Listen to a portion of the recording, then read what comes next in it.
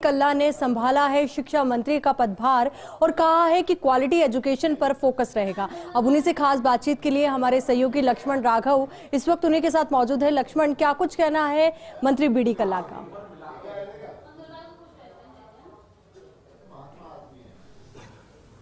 देखिए, राज्य मंत्रिमंडल में सबसे वरिष्ठतम चेहरा है डॉक्टर बीडी कल्ला और शिक्षा और बीडी कल्ला एक दूसरे के पर्याय हैं। अगर मोटे तौर पर उप मंत्री से सफर शुरू करके यहां तक देखें, 5वीं बार जिम्मा है, 9 साल तक एक तरह से टोटल टेन्योर में उन्होंने संभाला है। उनसे हम बात करेंगे, समझेंगे। सर, एक ऐसा मंत्रालय जो सबसे बड़ा मंत्रालय है, लेकिन साथ ही साथ ये भी सच है कि पावर और पीएचडी बहुत महत्वपूर्ण मंत्रालय थे। लोग इसे देखिए अलग अलग चश्मे से देखेंगे जरूर, कोई डिमोशन मानेगा, कोई प्रमोशन मानेगा, लेकिन आप वो मंत्री हैं जिनका डीओपी भी जिनके पास एक जमाने में रहा है। क्या कहेंगे, कैसे देखते हैं इस नई जिम्मेदारी को? ये मेरा पुराना अनुभव का डिपार्टमेंट है और मैं समझता हूँ कि शिक्षा विभाग जो है उसमें काम करने की बहुत गुंजाइश रहती है।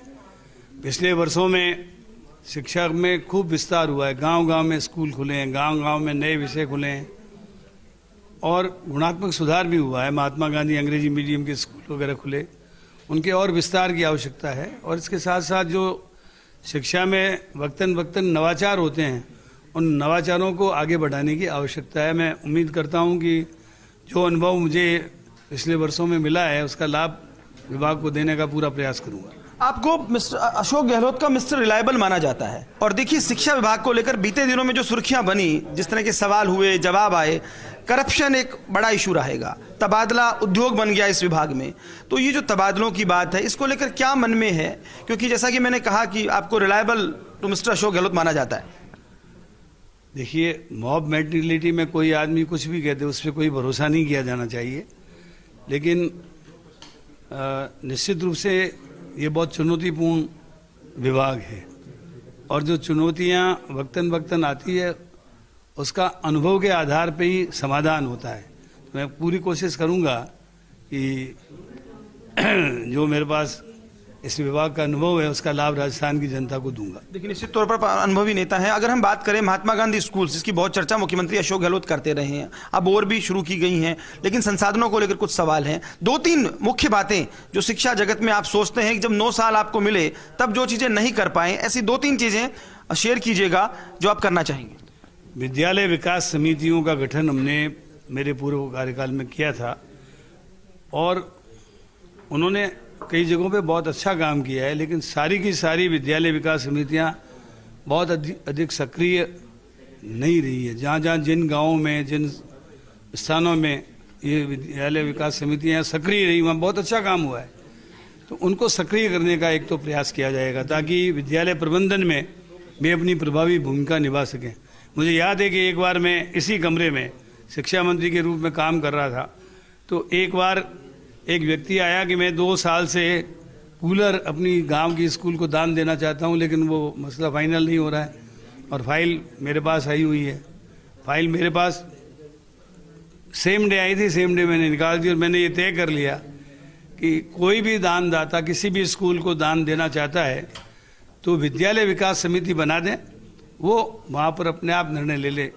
इस प्रकार की फाइलें सचिवालय में आने की आवश्यकता नहीं है। और उस दिन के बाद में प्राय जो हमारा जो किसी भी स्कूल में कोई कमरा बनाना चाहते हैं, दान देना चाहते हैं, वो विद्यालय विकास समिति ही तय कर लेती है। आप देखिए, इससे हजारों लाखों फाइलें जो आती थी सचिवालय में वो वहीं पर डिसाइड होने लगी। तो इस तरीके के कई नवाचार हमने किए थे और वो आगे भी बढ़े।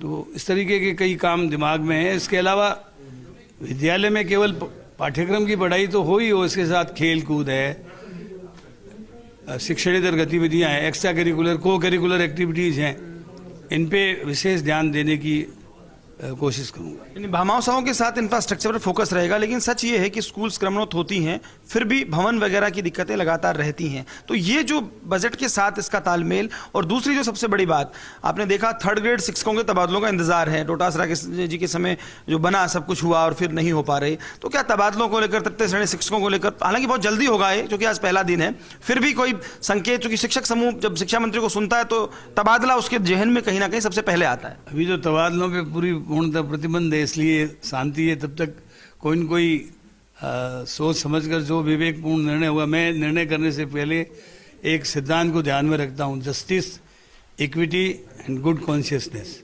समता, विवेक और प्रांग न्याय। तो इस तरीके से जो भी फैसले होंगे वो इस आधार पे किए जाएंगे। क्या कहेंगे? आखिरी सवाल, मुख्यमंत्री अशोक गहलोत ने ये डिपार्टमेंट आपको सोचा है, क्या मानते हैं, क्या कहेंगे? वो तो मुख्यमंत्री जी से पूछो, उन्होंने कोई सोच समझ के दिया होगा। आपको क्या लगता है? मेरे को तो अच्छा लगता है। चलिए, इनको अच्छा लगता है और कहना यह है कि लंबा समय शिक्षा मंत्री के तौर पर मैंने गुजारा है। उनका कहना था क्वालिटी एजुकेशन पर फोकस रहेगा। जहां तक तबादलों को लेकर सवाल किया तो शिक्षा मंत्री का जवाब अक्सर यही होता है, हालांकि अभी प्रतिबंध है। कुल मिलाकर बीडी कल्ला अपने इस विभाग को लेकर उत्साहित हैं और वो कह रहे हैं क्वालिटी एजुकेशन को लेकर काम करेंगे। कैमरा पर्सन देवेंद्र सैनी के साथ Lakshman Raghav, first India news, Jaipur.